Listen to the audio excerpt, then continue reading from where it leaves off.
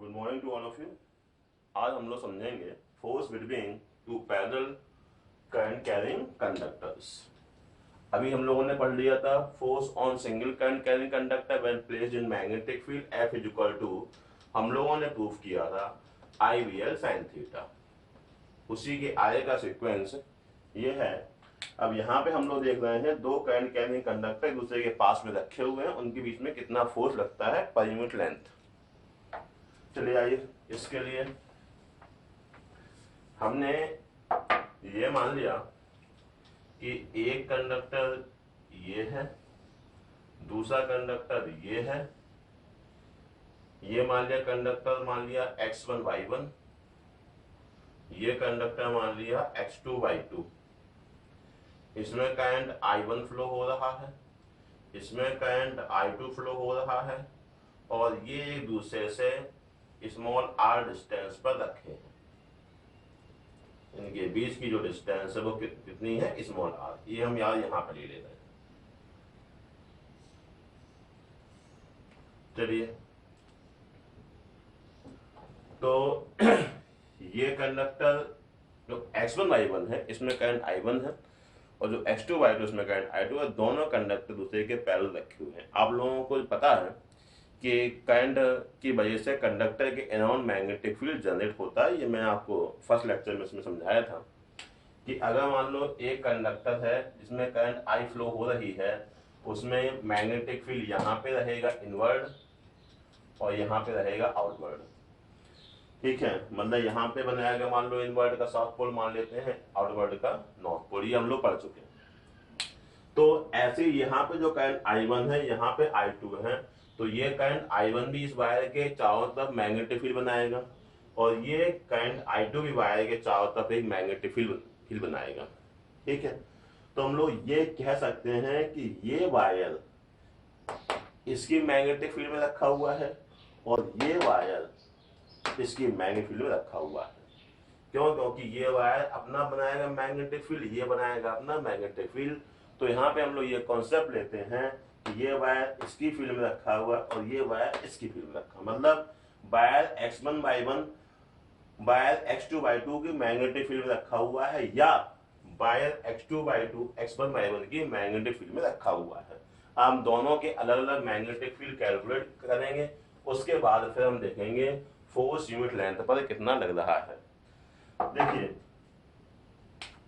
Simplification के लिए इसको मान लो वायर हम लोग 1 मान ले रहे हैं, इसको वायर हम 2 मान ले रहे हैं। ठीक है, ये ध्यान रखिएगा।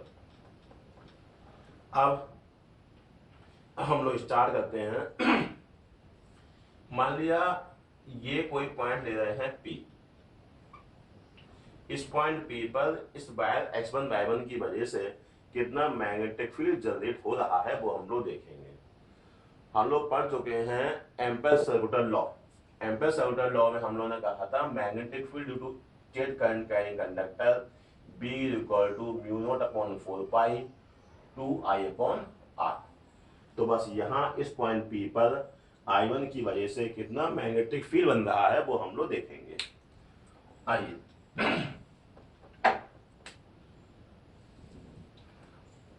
Magnetic field at P due to x1 y1 wire, या ड्यू टू करंट I1, कुछ भी कर लीजिए, चाहे ड्यू टू I1 कर लीजिए, due to x1 y1 wire कर लीजिए। तो इस पॉइंट P पर मैग्नेटिक फील्ड कितना बन जाएगा, V1 is equal to mu not upon 4 pi 2I1। Distance कितना है, R। तो इस पॉइंट पर मैग्नेटिक फील्ड इतना बन रहा है इस करंट की वजह से। अब इसकी डायरेक्शन कहाँ होगी, इस वायर की वजह से यहाँ पे इनवर्ट होगी, यहाँ पे आउटवर्ड। तो मैग्नेटिक फील्ड की डायरेक्शन होगी परपेंडिकुलर एंड आउटवर्ड। ये लाइन बननी है ऐसी जो B1 की है, लेकिन ऐसी बन नहीं पाती है, तो ये लाइन बनेगी ऐसे। ठीक है, अब देखिए, अब थोड़ा सा वायर x2 y2 की स्टडी करते हैं। अब ये wire x2 y2 magnetic field B1 यहाँ पे है, तो हम लोग ये कह सकते हैं कि ये wire x2 y2 B1 magnetic field के अंदर रखा हुआ है। अब बात समझ में आई कि ये वायर इसके मैग्नेटिक फील्ड में रखा हुआ है। अब कितना इस पर यूनिट लेंथ पर फोर्स लगेगा, बस वही फोर्स हम लोग करेंगे calculate. Force on unit length of x2/2 due to B1। इस मैग्नेटिक फील्ड की वजह से इसकी यूनिट लेंथ पर कितना फोर्स लगेगा आप लोग को पता है कि जब भी कोई current carrying conductor magnetic field में रखते हैं तो उस पर फोर्स लगता है F = IBL sin theta. Theta generally current और मैग्नेटिक फील्ड के बीच का एंगल मान लीजिए आप, ठीक है। तो उसी को हम लोग देखेंगे। तो force on unit length of x2/2, ठीक है। तो हम लोग इसको यहाँ पे F21 लिख रहे हैं, force on 2 due to current in 1। एक force on 2, force on by 2 due to current in 1। Formula IBL sin theta. यहाँ पे I कितना है, I2। करंट यहाँ फील्ड कितना है, V1। L यूनिट लेंथ दे रहे हैं, देखिए यहाँ पे 1 sin थीटा। यहाँ पे थीटा I और मैग्नेटिक फील्ड में कितना है, 90, तो sin 90। तो ये हो गया F21 = I2V1 sin 90 की वैल्यू 1, ठीक है। अब यहाँ पे जो V1 की वैल्यू आई थी वो यहाँ पे रखेंगे। Put the value of V1।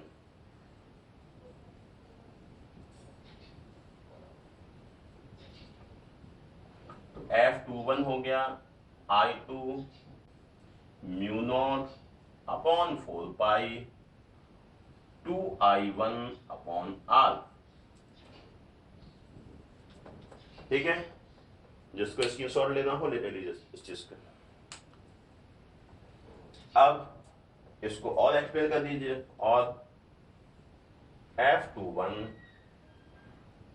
= μ0/4 2I1I2/R, ठीक है। यहां तक कोई दिक्कत?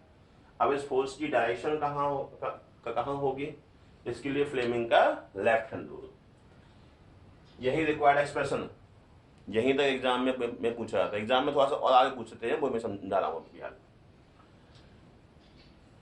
फ्लेमिंग का लेफ्ट हैंड रूल,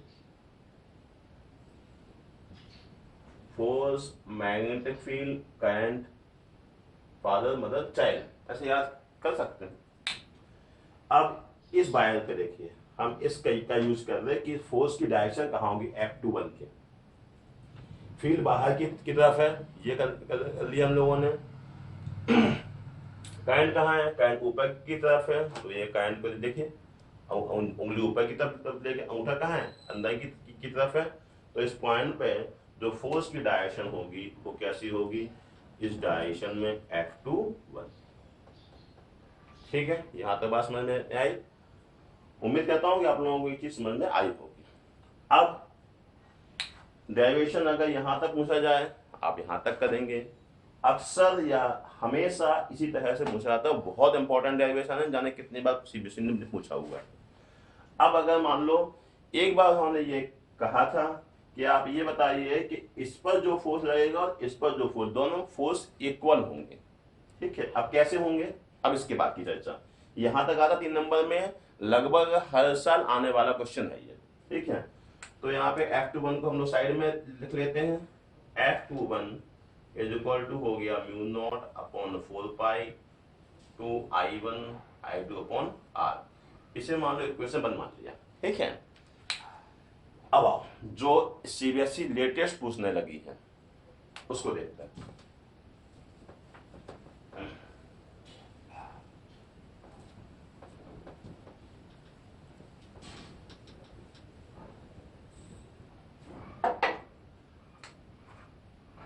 अब जैसे हमने एक पॉइंट पी लिया था, जस्ट सपोज एक पॉइंट पी ले लीजिए।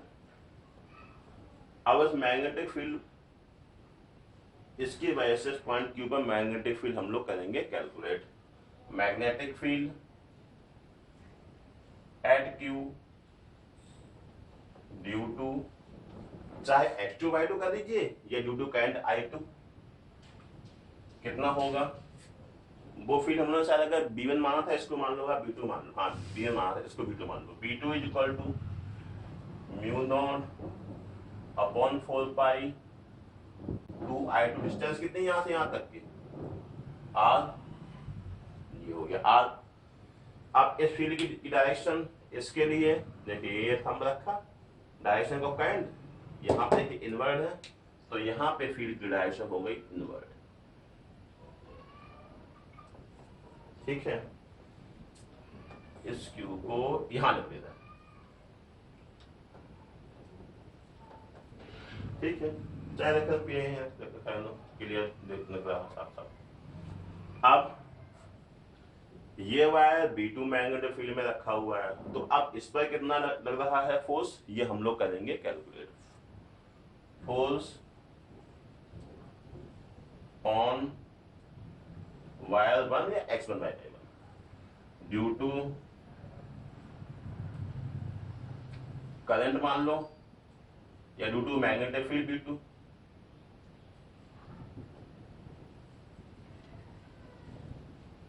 B2 की वजह से इस पर कितना फोर्स लग रहा है वो हम लोग देखेंगे। इसको मान लेना है F12, वहां पे F21 दिया था क्योंकि वो था force on wire 2 due to B1। ये क्या है, force on wire 1 due to B2। Force का फॉर्मूला IBL sin थीटा, यहाँ पे करंट कितना है I1, फील्ड कितना है B2, L unit length, unit length के कई है ऑन यूनिट लेंथ,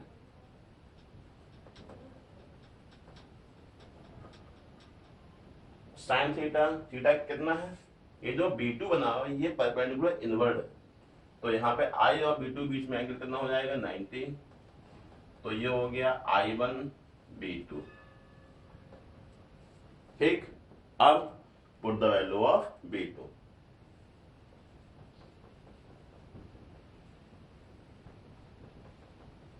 तो ये हो गया F12 is equal to I1, B2 की value mu not upon 4 pi 2I2 upon R।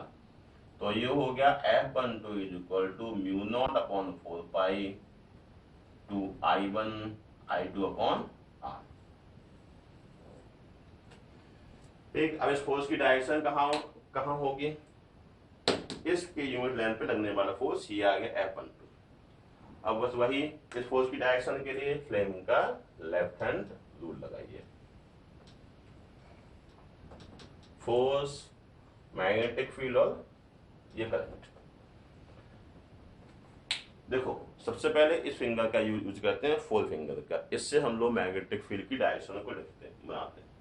ये रहा आपका four finger perpendicular inward, current देखिए, ठीक है, ऊपर की तरफ है, फोर्स कहाँ लग रहा, अंदर की तरफ, तो ये हो गया लगने वाला फोर्स F12। ठीक है,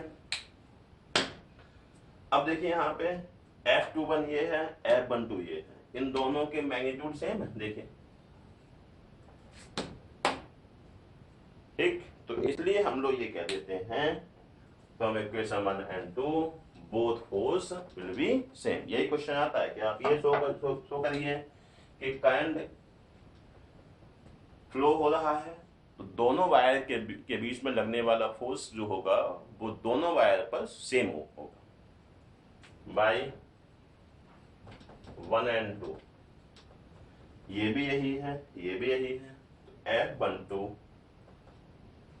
is equal to F21 is equal to mu not upon 4 pi 2I1 I2 upon R।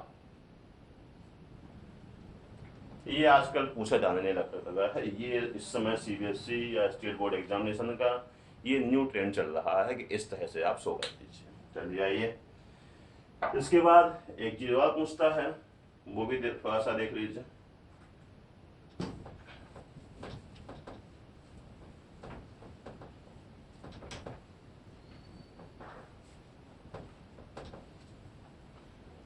देखिए